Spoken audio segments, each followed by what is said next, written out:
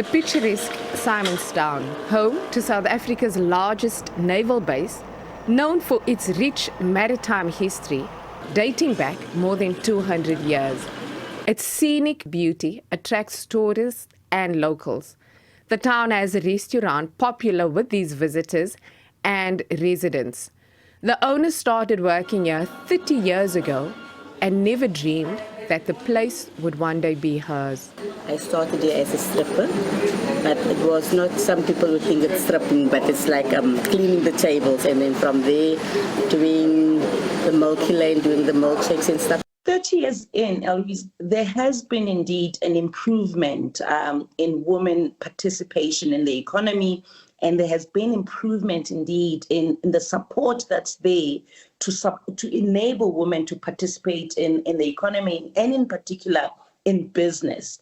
However, there still remains a gap in saying if only 22% of businesses that are here in South Africa are owned by women, how do we intentionally work to increase that number and to increase the ability for women to participate?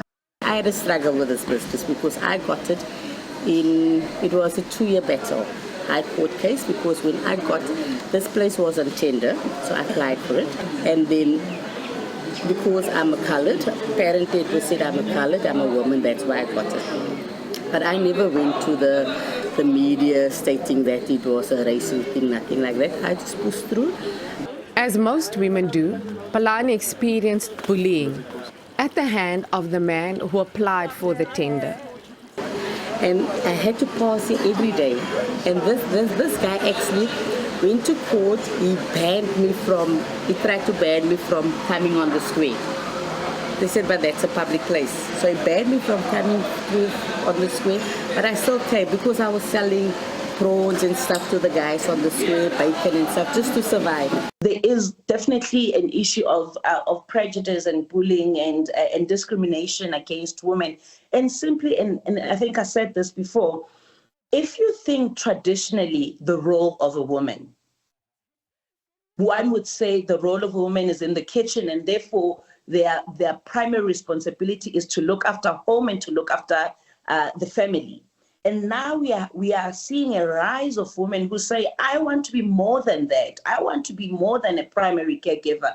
I want to participate in industry, in building enterprise and contributing actively in our economy. Palani took over the restaurant as an owner in December 2017, 23 years after she first started working here.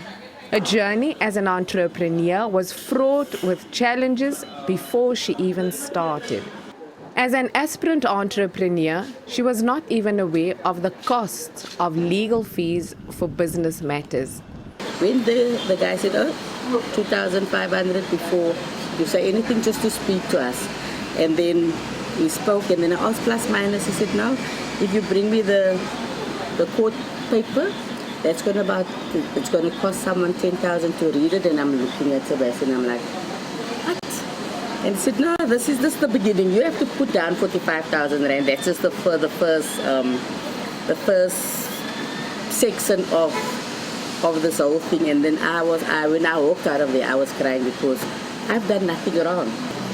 And when it was like 30-something rand, 35 rand or 33 rand a minute. When the first bill came, I'm like, because when we had meetings, I can talk. But that minute, I didn't know that I was billed for that minute. So the first bill that came, it was ridiculous. It was again the previous owners who came to her aid and paid the lawyer's fees. When Palani started the business, she applied for funding through the National Empowerment Fund, which is designed to support Black-owned businesses and promote economic participation from previously disadvantaged persons. She heard back from the NEF only after the restaurant was up and running and doing well. That's the reality of most small business owners, is that when we apply for funding, and it doesn't matter what institution you apply for, if the turnaround time of coming back with a response, a yes or a no, takes long, it means you might find yourself like the lady you spoke to, where you've had to make alternative plans for you to access the support that you need, or the true reality is that some of the businesses don't even survive to tell a tale because they die simply because somebody took forever to make a decision. So for me, it is important that in our support for small businesses, we understand that we can't take 12 months, we can't take 6 months to make a decision. This was almost Palani's story. The previous people that I worked for, they came on board and they said, "Friend, you know what? We'll help you through this journey." They got me some lawyers. We just hold on. So it was a 2-year battle. It was all my stuff that I had in my garage. I had to eventually sell it because you had to stay afloat. And then eventually when I eventually got my keys 2 years later, I had my keys and that was the only thing I had. I had no money. I had no equipment because it was all sold out. But for some reason, I just felt like everything will come together. Then the one guy called me and he said, "Frank, what do you need?" I said, "Listen, I don't have money." I said, "I didn't ask you if you don't have money. I asked you what do you need?" Because he's got a construction business.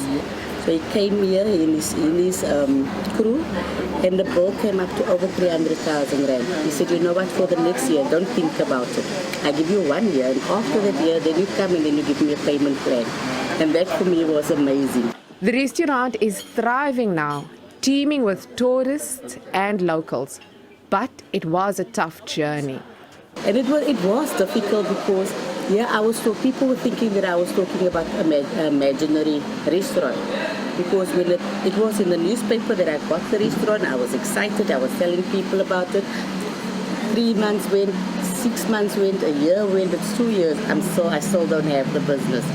And I know one day I went to church and there was a message that says that you must just have faith as a mustard seed. And I'm sitting there, as I'm sitting in church, it's like that preaching was just for me, and I changed my whole mindset.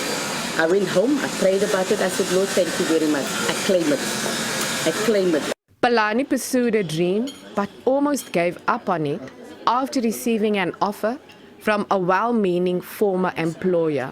We're going to Namibia, and then you can run the accommodation. And we'll give you like a percentage that's yours." And I went home and I went to go tell my husband, and he said, why do you want to give something up that's going to be yours? To work for someone, the deal was that I'll get a place in Simonstown, I had a business car, a percentage of it.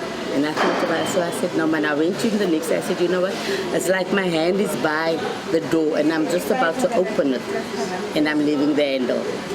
So it's been a 2-year journey, so I can't leave that. Palani's induction to the small business industry was challenging and tough. But there is support for small businesses and small and medium enterprises. However, often entrepreneurs don't access the support and other opportunities available to them for various reasons.